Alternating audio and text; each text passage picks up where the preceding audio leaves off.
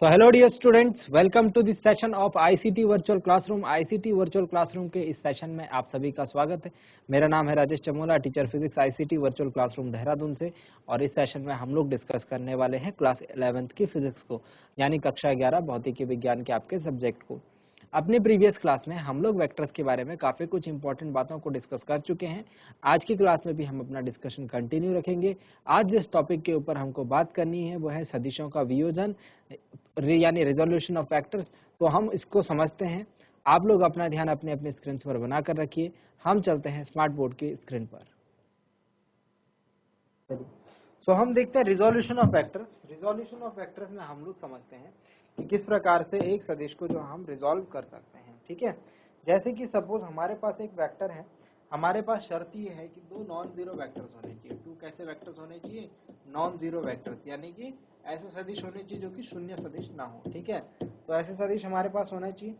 इनको अगर हम किसी प्लेन में लेते हैं और दोनों की दिशाएं जो है एक दूसरे से अलग हैं, जबकि सेम प्लेन में है, एक ही तल में स्थित होनी चाहिए। ठीक है, तो हम ये कह सकते हैं कि जो एक सदिश है उसको हम किसी दूसरे सदिश के साथ मल्टीप्लाई करके बना सकते हैं। जैसे सपोज एग्जांपल के तौर पर इसको समझेंगे। अगर ये एक सदिश है हमारे पास, ठीक है, ये एक सदिश है ए। ठीक, तो मैं ए को लिख सकता हूं, मैं सदिश ए को लिख सकता हूं, वेक्टर ए को लिख सकता हूं लैम्डा ए प्लस म्यू बी। अब ये ए और बी कहां से है? ये ए और बी जो है दो अन्य सदिश हैं, ठीक है, जिनसे मिल करके ये ए बना हुआ है। ठीक है, हम ये भी कह सकते हैं कि सदिश ए को हमने दो अलग अलग कंपोनेंट्स में तोड़ दिया है, या फिर दो अलग अलग घटकों में वियोजित कर लिया है। ठीक है, सो हम क्या कर सकते हैं, किसी भी वेक्टर को इस प्रकार से दो अलग अलग कंपोनेंट्स में तोड़ सकते हैं। ठीक है, शर्त ये रहेगी कि ए बी, जो ये स्मॉल ए है, ये स्मॉल बी है और ये कैपिटल ए है, ये सभी क्या है, एक तल में होने चाहिए। ठीक है ना। अब देखिए नेक्स्ट पार्ट हमको जो है डिस्कस करना है वो है कि रेक्टेंगुलर कंपोनेंट के अलोंग अगर हम इसको रिजॉल्व करें तो किस प्रकार से रिजॉल्व करेंगे। देखिए हम ये जानते हैं कि हम एक सदिश को जो है तीन दिशाओं में वियोजित कर सकते हैं, उसके तीन घटकों में उसको वियोजित कर सकते हैं। तो हमको जो है देखने को मिल सकते हैं जो तल है, जो प्लेन है, हमको एक्स वाई, वाई जेड और जेड एक्स प्लेन देखने को मिलते हैं। ठीक है, ये अगर हमारी एक्स एक्सिस है, ये वाई एक्सिस और ये जेड एक्सिस है, तो हमको यहाँ पर तीन तल देखने को मिलेंगे, एक्स वाई, वाई जेड और जेड एक्स, है ना, या फिर एक्स जेड। तीन प्लान हमको देखने को मिलते हैं। अगर मुझे किसी सदिश को निरूपित करना हो, ठीक है, और उसको रिजॉल्व करना हो इन अक्षों के अनुदिश, तो हम यहाँ पर तीन वेक्टर्स लेते हैं, ठीक है, जो कि एकांक सदिश होते हैं, और इनको हम कोऑर्डिनेट सिस्टम में यूज करेंगे। कोऑर्डिनेट सिस्टम में क्या करेंगे, यूज करेंगे। फॉर एग्जांपल जैसे मैं यहाँ पर शो कर रहा हूँ आपको, पहले मैं आपको इनके नाम बता देता हूँ। अगर एक्स अक्ष की दिशा में बात करूँ तो इसे हम आई कैप बोलते हैं, वाई अक्ष की दिशा में इसको हम जे कैप बोलते हैं, ठीक है, और जेड अक्ष की दिशा में इसको हम के कैप बोलते हैं। ठीक है, ध्यान रखेंगे इसको। ऑर्थोगोनल वेक्टर्स इनको हम कहते हैं, क्या कहते हैं, ऑर्थोगोनल सदिश। ठीक है, ऑर्थोगोनल वेक्टर। तो कोई भी वेक्टर अगर हमारे पास है उसको मैं आई जे के तीन सदिशों में वियोजित कर सकता हूँ। एक्स वाई जेड तीनों रिस्पेक्टिव अक्षों के सदिश, एक्सिस के अलोंग। ठीक है, ध्यान रखना यहाँ पर जो आई जे के है, ये आई जे के जो वेक्टर्स हमने लिखे हैं, ये क्या है, इसके ऊपर अगर कैप लगाए तो क्या है, ये एकांक सदिश के लिए हम लोग रिप्रेजेंट करते हैं, मतलब कि इसका जो मैग्नीट्यूड होगा वो 1 होगा। इसी प्रकार जे का मैग्नीट्यूड भी 1 होगा। ठीक है, एकांक सदिश जे का मैग्नीट्यूड, जे का परिमाण भी 1 होगा और के का परिमाण भी क्या होगा, 1 होगा। ठीक है, तो एकांक सदिश वे सदिश होते हैं जिनका परिमाण 1 होता है, और आई जे के हमारे एकांक सदिश है किसके लिए, एक्स वाई जेड तीनों अक्षों की दिशाओं को जो निरूपित करते हैं। तो कोई भी सदिश है हम उसको जो है आई जे के फॉर्म में लिख सकते हैं। ठीक है, इससे हमको पता लगता है कि जो सदिश हमारे पास, जो वेक्टर है, उसकी एक्चुअल पोजीशन क्या है। तो अभी तक हम लोग कैसे लिख रहे थे सदिश को, अभी तक हम लोग सदिश को लिख रहे थे किसी सदिश का हम लोग मैग्नीट्यूड लिख रहे थे और एक्स अक्ष के साथ उसके द्वारा बनाया गया कोण लिख रहे थे। ठीक है, तो किसी सदिश को हम दो प्रकार से निरूपित कर सकते हैं। किसी सदिश का निरूपण दो प्रकार से हो सकता है। किसी वेक्टर को हम लोग टू टाइप से रिप्रेजेंट कर सकते हैं। नंबर वन, हम इसको इसके मैग्नीट्यूड, परिमाण, है ना, उसके परिमाण और एक्स अक्ष के साथ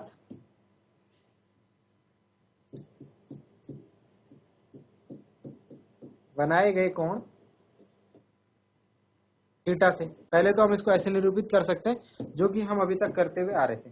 दूसरा, अब हमारे पास क्या चांस है, हम लोग क्या कर सकते हैं, हम लोग घटकों ax, ay और az द्वारा हम ये देख लेंगे कि उसको अगर हमने घटकों, अगर हमको उसके x, y और z अक्ष के घटक पता होंगे तो हम लोग जो है इजीली फाइंड आउट कर सकते हैं किसी एक सदिश को। इसके साथ ही हमको पता होना चाहिए उसका थीटा यानी कि x अक्ष के साथ जो बनाया गया कोण है वो। ठीक है, ध्यान रखेंगे जो ax है यानी उसका x अक्ष की दिशा में जो घटक है और y अक्ष की दिशा में जो रेक्टेंगुलर घटक हम जिसको बोलते हैं वो होता है a cos थीटा, cos का घटक, और y अक्ष में हम बोलते हैं a sin थीटा, sin का घटक। तो इस प्रकार से भी हम क्या कर सकते हैं, किसी सदिश को रिप्रेजेंट कर सकते हैं। अब अगर इस प्रकार से पूछा जाए आपसे कि सदिश का परिमाण क्या होगा, अगर आपको ax और ay दे रखा है, ax आपको गिवन है, ठीक है, a sin थीटा, ay हमको गिवन है a cos थीटा, बोला आपसे कि चलिए a का वो बताइए, a का परिमाण कितना होगा, a का मैग्नीट्यूड कितना होगा, तो आप सिंपली इनका स्क्वायर कर दीजिए, a square sine square theta हो जाएगा और a y का square is equal to a square cos square theta हो जाएगा। दोनों समीकरणों को जोड़ दीजिए तो ये हो जाएगा ax square plus ay square is equal to a square sine square theta plus cos square theta, है ना। अब sine square theta plus cos square theta हम जानते हैं 1 होता है, तो यहाँ से हमारे पास वैल्यू जो आएगी ax square plus ay square की वैल्यू जो आएगी a स्क्वायर के बराबर। मतलब कि मैं सीधे सीधे ये कह सकता हूँ कि जो a का परिमाण होगा वो ax square plus ay square के अंडर रूट के बराबर होगा। ठीक है, तो इस तरीके से हम क्या कर सकते हैं, सदिश का परिमाण निकाल सकते हैं। अगर tan थीटा की बात करें तो मैं सिंपली क्या करूंगा, tan थीटा मुझे निकालना है तो मैं क्या करूंगा, ax अपॉन ay कर दूंगा, ax अपॉन ay करने से क्या होगा, a sin theta upon a cos theta आ जाएगा, है ना। a से a cancel out, sin theta upon cos theta आप जानते हैं tan थीटा होता है, तो tan थीटा भी मैं इजीली निकाल दूंगा, यानी कि कोण भी मैं आसानी से फाइंड आउट कर सकता हूं जो कि वो x अक्ष के दिशा के साथ बना रहा है। ठीक है ना, समझ में आ गई है बात। तो इस प्रकार से हम क्या कर सकते हैं, किसी सदिश को जो है वियोजित कर सकते हैं उसकी x, y और z अक्ष की दिशाओं में। इसके साथ ही मैंने आपको एक बात बताई है, x, y और z अक्षों में हमने क्या करा है, उस दिशाओं में एक सदिश को तोड़ा है। तो मैं एक सदिश को इस प्रकार से भी लिख सकता हूँ, x अक्ष में उसका परिमाण i कैप, y अक्ष में उसका y अक्ष का घटक j कैप, ठीक है, और z अक्ष का घटक k कैप, क्योंकि यही जो है तीनों दिशाओं को रिप्रेजेंट कर रहे हैं। हमारे तीनों जो अक्ष हैं उनको निरूपित करने के लिए i j के हम ऑर्थोगोनल वेक्टर्स यूज कर रहे हैं। ओके, सो ये आप समझ गए होंगे। अब जो है इस रूप में अगर हमको सदिश दिए होंगे तो हम उनको योग और उनका अंतर जो है किस प्रकार से निकालेंगे। अगर हमको इस प्रकार से सदिश दिए हुए होंगे तो हम उनका योग और अंतर किस प्रकार से निकालेंगे, ये हमारे पास क्वेश्चन आ जाते हैं कभी कभी। ठीक है, तो इन क्वेश्चंस को हम करने की कोशिश करते हैं। तो फॉर एग्जाम्पल हमें दिया हुआ है सिंपल ऐड होंगे, ठीक है, हम ऐड कर रहे हैं। अगर दो सदिश हमारे पास दे रखे ए वेक्टर और बी वेक्टर, ए वेक्टर हमको दे रखा है 2i cap plus 3j cap plus 4k cap, और बी वेक्टर हमको दे रखा है 3i cap minus 2j cap minus 5k cap. तो बोला गया आपसे a प्लस बी निकालो, तो a प्लस बी निकालने के लिए हमको कुछ नहीं करना, इनके जो कंपोनेंट्स है उनको हमको ऐड कर देना है सीधे सीधे, plus 3 minus 2 j cap plus 4 minus 5 k cap. ऐसा करने से जो हमारा आंसर आएगा 5i cap plus 3 minus 2 1j cap, या फिर सीधे j कैप लिख लीजिए माइनस 1k कैप, या फिर माइनस k कैप, इसको लिख सकते हैं सिंपली। ठीक है, तो अगर हमको इस रूप में मिलेंगे सदिश और उनको जोड़ने को बोला जाएगा तो हमको सीधे सीधे उनको क्या कर देना है, जोड़ देना है। हाँ, अगर पुराने रूप में मिलते, है ना, उनका परिमाण दे रखा रहता, उनका कोण दिया रहता उन दोनों के बीच में, तो हमको आर वाला फॉर्मूला लगाना पड़ता, are is equal to √a² + b², जो फॉर्मूला हमारे पास था। ठीक है, समझ में आ रही है बात? चलिए, तो इतने सारे पॉइंट्स हैं हमारे पास देखने के लिए। ठीक है, अब हमारे पास एक क्वेश्चन है, इस क्वेश्चन में हमको क्या करना है, एक 10 न्यूटन का वेट है। आगे इन क्वेश्चंस को करने की आपको काफी ज्यादा जरूरत पड़ेगी, ठीक है, इसीलिए यहाँ पर एक क्वेश्चन इस प्रकार का करवा रहा हूँ। एक 10 न्यूटन का वेट है और वो रखा है ऐसे एक सीधे, ऐसे एक ढलान पर,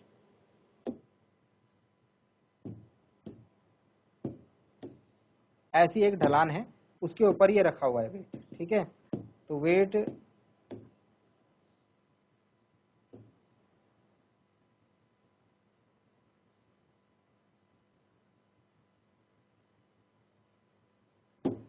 ठीक है, तो इस ढलान पर जो है ये वेट को रखा हुआ है। अब देखो जरा ध्यान से समझो इस बात को। ठीक है, हमसे क्वेश्चन में क्या बोला जा रहा है कि ये 10 न्यूटन का वेट है। कितना वेट है इसका? 10 न्यूटन, 10 न्यूटन। ठीक है, हमको क्या करना है, इस वेट, देखो वेट जो है एक सदिश राशि होती है, ये जो है इसकी दिशा नीचे की तरफ होती है, पृथ्वी के केंद्र की तरफ। हमको इसको दो दिशाओं में तोड़ना है, which are parallel and perpendicular to a slope inclined 30 degree to the horizontal. ये जो ढलान है, ये जो क्षैतिज है, उसके साथ 30 डिग्री का कोण बना रही है। हमको इसको ऐसे घटकों में वियोजित करना है जो कि पैरेलल और परपेंडिकुलर टू द स्लोप हो। ठीक है, तो हम क्या करेंगे, हम ये जानते हैं कि इसके जो दो घटक होंगे, अभी अभी मैंने आपको बताए थे, वो क्या क्या होंगे, एक होगा WX और एक होगा WY। WX क्या होगा भाई? W cos थीटा, और WY क्या होगा? W sin theta. W cos theta निकाल सकते हैं, W कितना हमारे पास, परिमाण है इसका 10। ठीक है, cos theta that means cos 30। cos 30 कितना होता है भाई? 10 इंटू 10 इंटू √3/2। cos 30 is √3/2।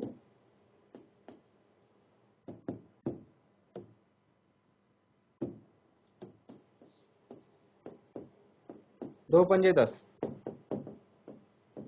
5√3। ठीक है, और अगर मैं निकालूं साइन का घटक इसका, तो ये आएगा 10 इंटू 1/2। साइन 30 की वैल्यू 1/2 होती है 5। ठीक है, तो WX और WY जो है हमारा, दोनों दिशाओं में जो घटक आ गया है वो है 5√3 न्यूटन और 5 न्यूटन। ठीक है, तो इसको हम लोग यहाँ पर सिग्निफिकेंस भी देख लेते हैं इसका। देखो इस प्रकार से जो W होगा ना, वो ऐसे होगा, इस टाइप से होगा, perpendicular straight towards the centre of the earth. ठीक है, towards the centre of the earth, ये होगा W की डायरेक्शन ये रहेगी। ठीक है, अब इसको मैं दो घटकों में तोड़ सकता हूं, तो वो कैसे तोड़ूंगा, देखो जरा ध्यान से देखो। एक तो ऐसे, ठीक है, और एक ऐसे, दोनों एक दूसरे के परस्पर क्या होंगे? परपेंडिकुलर होंगे। तो जो ये वाला घटक होगा, जो ये वाला घटक होगा, ये वाला, ठीक है, that will be that will be that will be parallel to the plane. यह हमको देखने को मिल रहा है, ये जो प्लेन है ना, इसके साथ ये कैसा है? समांतर है। तो तल के समांतर वाला जो घटक है वो ये रहा, W sin थीटा, और जो लंब है वो है W cos थीटा। देखो यहाँ पर देखो 90 डिग्री का एंगल बना रहे हैं ना सरफेस के साथ, तल के साथ। तो जो तल के लंब घटक है वो W cos थीटा है, और जो तल के समांतर जो घटक है वो W sin थीटा। दोनों एक दूसरे से परस्पर 90 डिग्री के एंगल पर होते हैं, और W जो होगा इसके साथ जो होगा थीटा एंगल बनाएगा। W इसके साथ जो एंगल बना रहे हैं वो थीटा एंगल है, that will be also equal to 30 degree. ठीक है ना, समझ में आ रही है बात? तो WX क्या है भाई हमारा? WX वाला जो घटक है हमारा, वो है तल के अभिलंबवत घटक।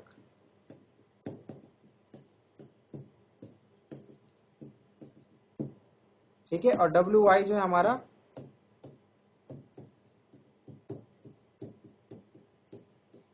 तल के समांतर घटक। ठीक है ना, तो इस टाइप से हमको ये क्वेश्चन को देखना है, इस टाइप से हमको घटकों में बेसिकली वियोजित करना है। अब जैसे एक और क्वेश्चन आ रखा है हमारे पास,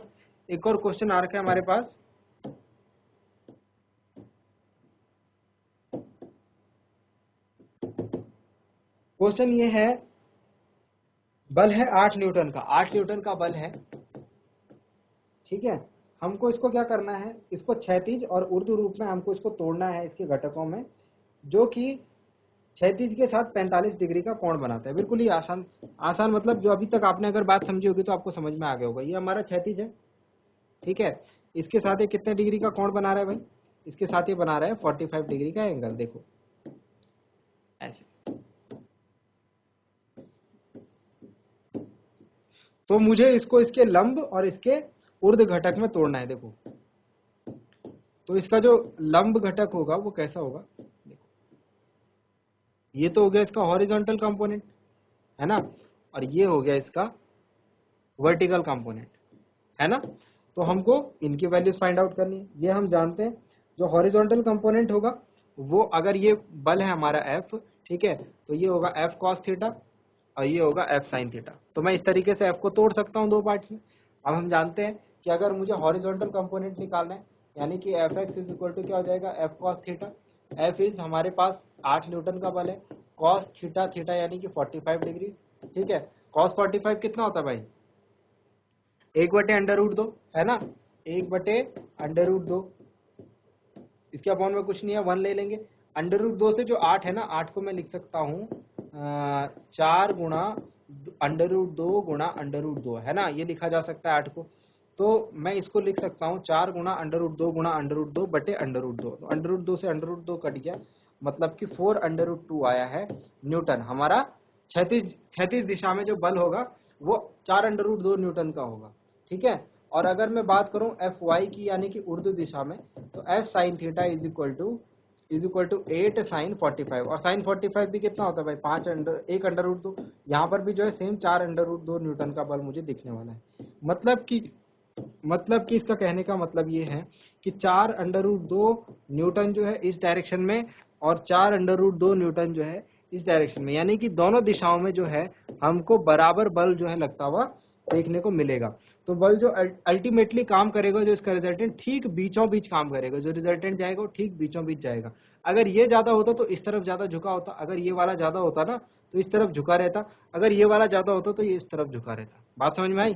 तो हमारे पास कंपोनेंट्स में तोड़ने का क्या मतलब लगता है, हमें रिजल्टेंट का पता लग जाता है कि रिजल्टेंट की क्या डायरेक्शन होने वाली है, रिजल्टेंट किस तरफ ज्यादा झुका हुआ होगा, ठीक है। चलिए कुछ क्वेश्चंस करते हैं इस पर बेस्ड हम लोग। क्वेश्चन है,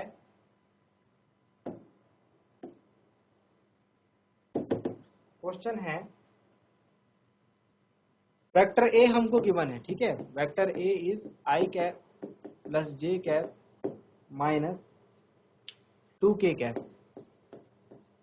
and vector B is 2i cap minus j cap plus k cap, ठीक है। आपसे पूछा जा रहा है मैग्नीट्यूड, यानी कि परिमाण। किसका परिमाण पूछा जा रहा है आपसे? किसका मैग्नीट्यूड पूछा जा रहा है?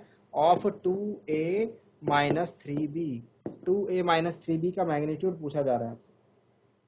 तो पहले 2a माइनस 3b देखिए कितना आता है, ठीक है। 2a माइनस 3b देखिए कितना आता है। तो 2a माइनस 3b मतलब कि वेक्टर b का a का 2 गुना और b का 3 गुना और दोनों को माइनस। तो 2a करेंगे तो ये वेक्टर a आ जाएगा 2i cap plus 2j cap और माइनस 2 दूनी 4k कैप, ठीक है। माइनस 3b करूंगा तो 3 टू 6i कैप हो जाएगा, ठीक है, माइनस 3j कैप हो जाएगा प्लस 3k कैप हो जाएगा। जब मैं इनको माइनस करूंगा तो 2i में से 6i जाएंगे तो माइनस का 4i आएगा। 2j में से माइनस माइनस प्लस 3j करूंगा तो 3 और 2 5j हो जाएगा, माइनस 4k और minus 3k minus 7k cap बना लेंगे। तो ये आया हमारा 2a माइनस 3b। अभी मुझे क्या निकालना है? इसका मैग्नीट्यूड, इसका परिणामी। तो इसका परिणाम निकालने के लिए मैं सिंपली क्या करूंगा, magnitude of 2a minus 3b का जो मैग्नीट्यूड होगा वो simply I can find out √4 का स्क्वायर प्लस 5 का स्क्वायर, सॉरी माइनस 4 का स्क्वायर कर लीजिए प्लस 5 का स्क्वायर प्लस माइनस 7 का स्क्वायर, ठीक है। माइनस से वैसे बहुत ज़्यादा कुछ फर्क पड़ता नहीं है, आपका आंसर जो है वो प्लस में ही आना है। तो ये आएगा 16, 25, 49। इसे फाइनली कैलकुलेट कर लो तो ये आएगा √90। √90 को आई कैन राइट 3 √10 यूनिट्स। समझ में आया? तो इस टाइप से आपको जो है ये क्वेश्चन को करना है, ठीक है। बेसिकली आपको क्वेश्चन जो है इसी टाइप से करने हैं और आसान क्वेश्चंस आपके पास रहेंगे, कोई बहुत ज़्यादा मुश्किल क्वेश्चंस आपके पास नहीं रहने वाले हैं, ठीक है।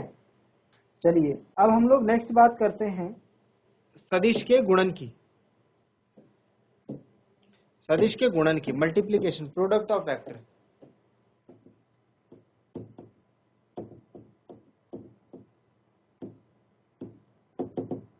प्रोडक्ट ऑफ वेक्टर्स दो प्रकार से होता है, एक और दो, ठीक है। एक तो होता है A डॉट बी, एक होता है A क्रॉस बी। इस क्रॉस को मैं थोड़ा गाढ़ा बना रहा हूँ, ठीक है। ये क्रॉस मल्टीप्लाई नहीं है, इसीलिए मैं इसको थोड़ा अलग बना रहा हूँ। ये एक ऑपरेटर हम इसको कह सकते हैं, एक गणक हम इसको कह सकते हैं, ठीक है। A क्रॉस बी और A dot B. Dot B मैंने थोड़ा सा बड़ा बनाया है।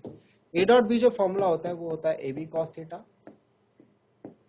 A क्रॉस बी जो होता है AB साइन थीटा और साथ में n कैप। दोनों फॉर्मूला में डिफरेंस सिर्फ इतना है, यहाँ पर हमको सिर्फ एक परिमाण देखने को मिलेगा, यहाँ पर हमको परिमाण के साथ साथ दिशा देखने को मिलेगी। कैप लगा रखा है ना, मतलब यूनिट वेक्टर। यूनिट वेक्टर का काम क्या होता है? दिशा दिखाने का। मतलब कि अगर मैं सदिशों का ये वाला गुणनफल करूंगा, ये वाला, इसे हम कहते हैं क्रॉस गुणनफल, ठीक है, या फिर इसे हम कहते हैं सदिशों का सदिश गुणन। तो मेरे पास जो आंसर आएगा, आंसर में सदिश आएगा, इसे हम कहते हैं सदिशों का अदिश गुणन। मतलब अगर मैं ऐसे गुणा करूंगा सदिशों को तो मेरे पास जो आंसर आएगा वो अदिश राशि हो। बात समझ में आ गई? ठीक है। अब हम लोग क्या करते हैं, देखो, जैसे अगर सिंपल हमको A का परिमाण B का परिमाण और उनके बीच का कोण दे दिया तो ये फॉर्मूला लगा लेना। अगर हमको नहीं दे रखा है, अगर हमको A ऐसे दे रखा है, AX I कैप इस रूप में दे रखा है, ठीक है, J cap plus AZ K cap. ऐसे ही B वेक्टर भी हमको दे रखा है, BX I cap plus BY J cap plus BZ K cap. अगर हमको इस रूप में दे रखा है सदिश, तो आप क्या करोगे? आपको वहां पर फिर A डॉट बी और A क्रॉस बी निकालना पड़ेगा। तो अगर आपको A डॉट बी निकालना है तो उसके लिए simply AX BX plus AY BY plus AZ BZ कर देना, ठीक है। AX BX plus AY BY plus AZ BZ कर देना। और अगर आपसे पूछा गया है A क्रॉस B, तो उसके लिए आपको क्या करना है? I J K AX AY AZ BX BY BZ, इसको हम कहते हैं मैट्रिक्स, ठीक है। डिटर्मिनेंट फॉर्म में सॉल्व करना होता है, ठीक है। यदि आप अब तक सीख गए होंगे तो गुड, नहीं सीखे होंगे तो जब इसका क्वेश्चन आएगा तो आपको सिखा दिया जाएगा वहां पर, ठीक है ना। तो इस प्रकार से आपको जो है सॉल्व आउट क्वेश्चन को करना होगा। अगर आपको परिमाण और उनके बीच का कोण दिया होगा, सदिशों के बीच का, तो ये वाले फॉर्मूला लगा लेना। अगर इस रूप में सदिश दिए होंगे तो ये वाले दोनों फॉर्मूला लगा लेना, ठीक है ना। तो इस टाइप से हम लोग जो है क्वेश्चन को सॉल्व आउट करेंगे, इस पर बेस्ड हम लोग क्वेश्चन जो है करेंगे। सो आई होप आपको ये बातें समझ में आई होंगी, इंटरेस्टिंग लगी होगी आपको आज की क्लास, और आपने आज की क्लास में कुछ नया जरूर सीखा होगा। ये भी उम्मीद करता हूँ घर से आप इन चीज़ों को रिवाइज जरूर करके लाएंगे। एक बार अगली क्लास में मिलते हैं एक नए और इंटरेस्टिंग टॉपिक के साथ। क्लास से जुड़ने के लिए आप सभी का बहुत बहुत धन्यवाद।